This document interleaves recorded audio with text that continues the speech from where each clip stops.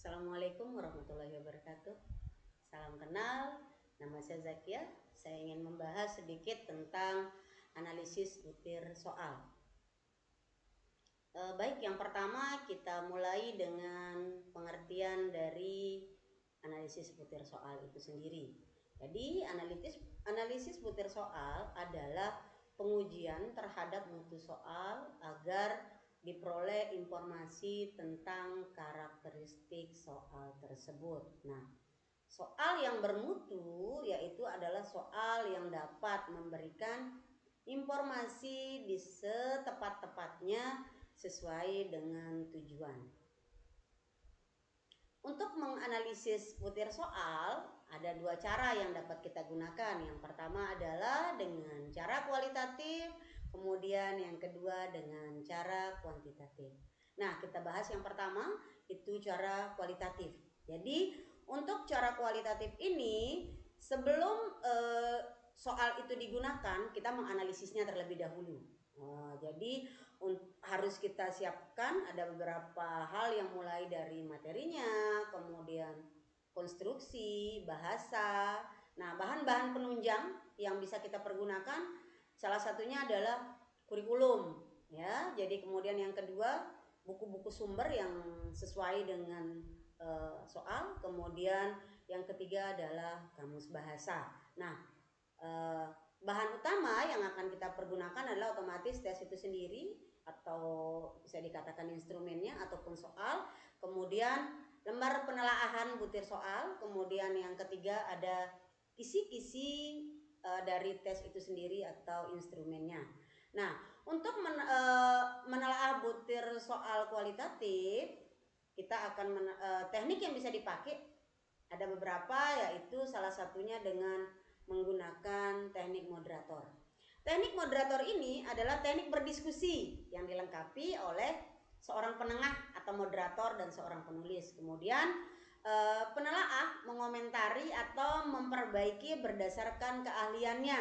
Jadi di sini ada moderator, kemudian ada notulis, kemudian ada bisa bilangan harian, bisa meet ataupun soal-soal yang diberikan pada saat pembelajaran. Nah, kemudian untuk soal yang berada pada klasifikasi 0,70 sampai dengan 1 ini bisa dikatakan sebagai soal yang mudah.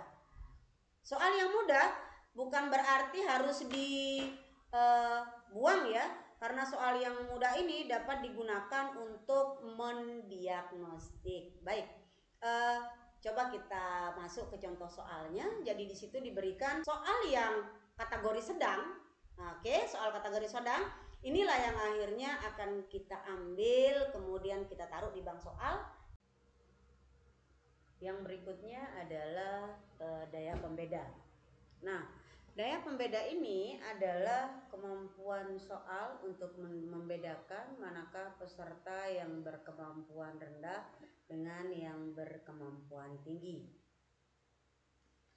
Untuk prosedur kita mencari daya pembeda itu kita harus meranking dulu pekerjaan peserta didik atau peserta tes secara urut turun. Kemudian kita membagi kelompok menjadi dua, yaitu 27% kelompok atas, kemudian 27% kelompok bawah.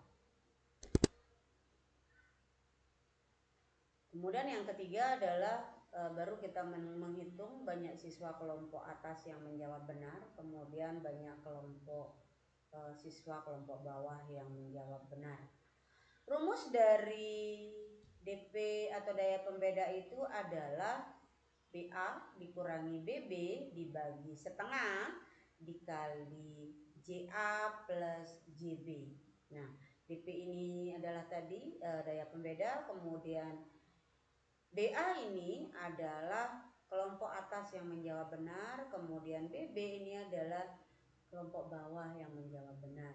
Kemudian JA ini adalah banyaknya kelompok atas. Kemudian yang JB adalah banyaknya kelompok bawah.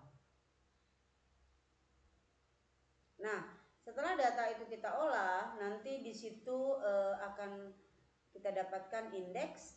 Nah, indeks ini kita bisa melihat ketika nilai atau hasil dari yang mengikuti tes itu 0,00 sampai dengan kurang dari 0,20, artinya daya pembedanya itu jelek, maka soal tersebut harus dibuang. Apabila dia berada pada atau termasuk yang negatif juga ya. Jadi kalau DP-nya nanti didapatkan hasilnya negatif, maka soal itu tidak dipergunakan. Kemudian apabila nilainya 0,20 dan kurang dari 0,40, maka ini bisa dikategorikan ke dalam cukup, tetapi dia harus diperbaiki.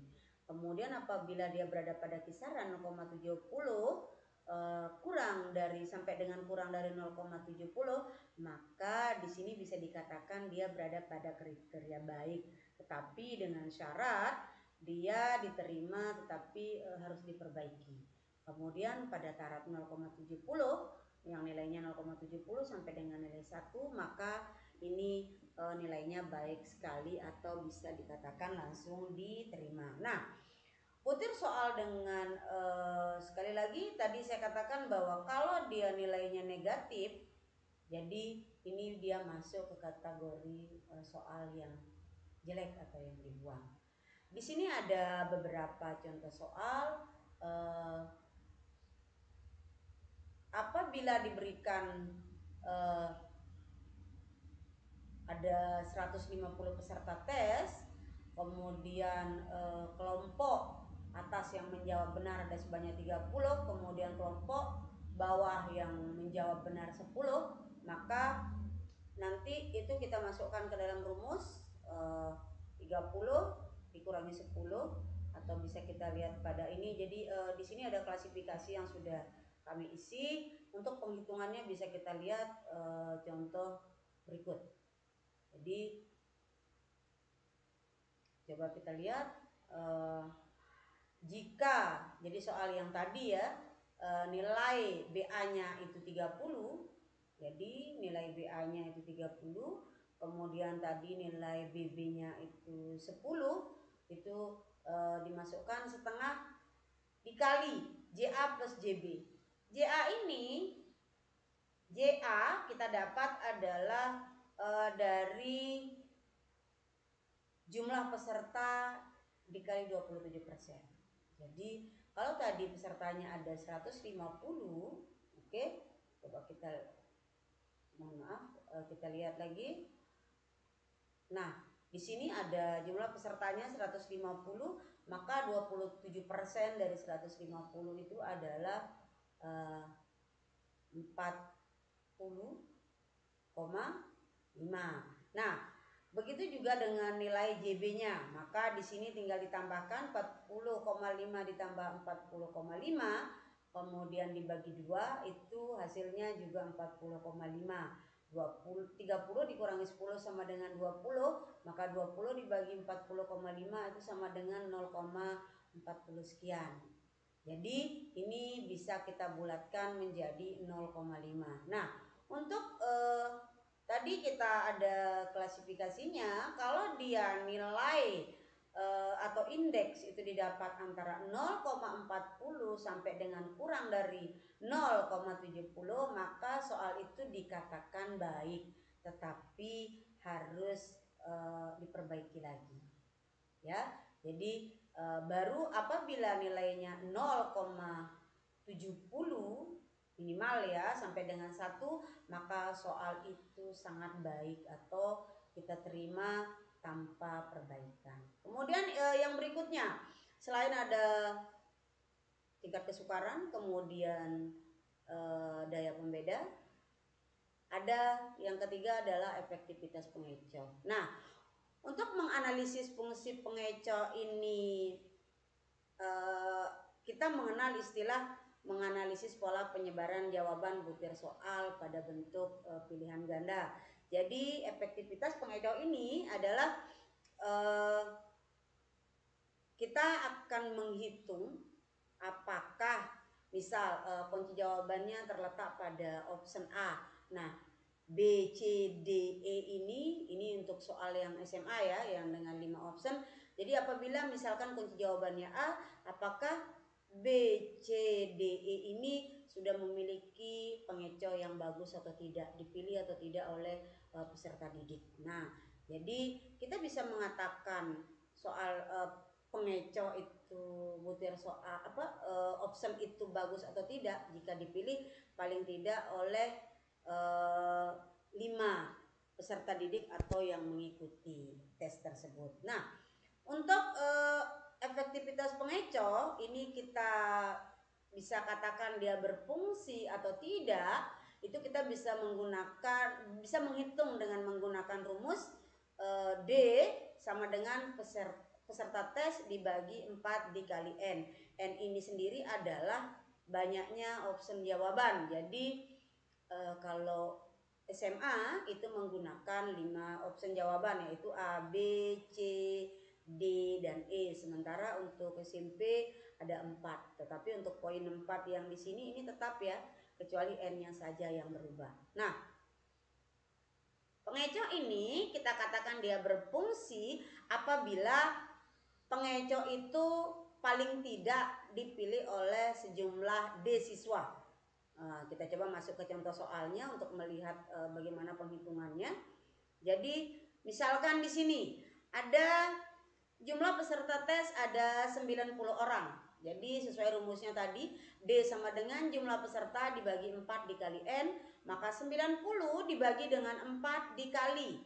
Ini tergantung option di sini, karena di sini optionnya A, B, C, dan C, D, dan E, maka di sini ada 5, maka 4 dikali 5. Maka kita tinggal membagi 90, kita bagi 4 kali 5, 20, maka didapatkan hasil 4,5. Nah, ini karena 4,5 maka berlaku pembulatan ke atas. Nah, tadi dikatakan apabila dia harus dipilih oleh minimal sejumlah D siswa, baru bisa dikatakan bahwa pengecoh itu bekerja dengan baik.